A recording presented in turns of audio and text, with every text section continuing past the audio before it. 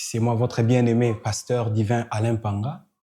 Aujourd'hui, je suis venu avec quelque chose de très important avec lequel on doit partager avec vous la foi. Oui, la foi. Comprenons un peu cette perspective biblique où l'Éternel Dieu dit à Moïse dans Exode chapitre 14, les versets 15, il dit « Pourquoi s'écrit par les enfants d'Israël qu'ils marchent ?» Alors que les enfants d'Israël étaient devant la mer Rouge qui était un obstacle et derrière eux, il y avait l'armée égyptienne qui était à leur poursuite. Mais Dieu dit, parle aux enfants d'Israël qu'ils marchent.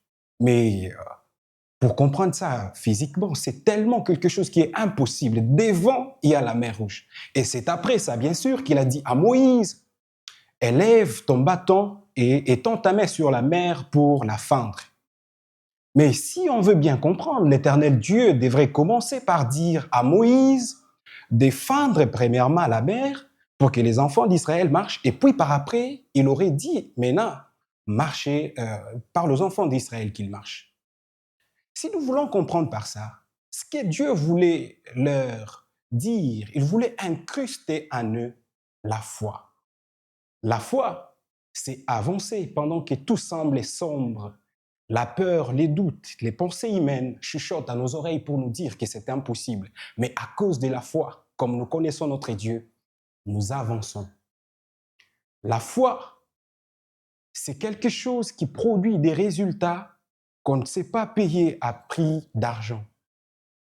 La foi impose à l'impossible de changer d'avis.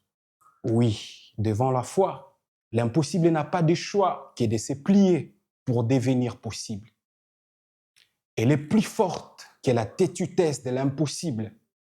Et surtout lorsque le cœur de celui qui la porte n'est pas dubitatif. Car la foi a été créée pour résoudre les problèmes impossibles. La foi ne peut jamais faire route avec le doute. Sinon, lorsqu'elle voit dans son chemin le doute avancer, la foi recule pour faire place à l'impossible.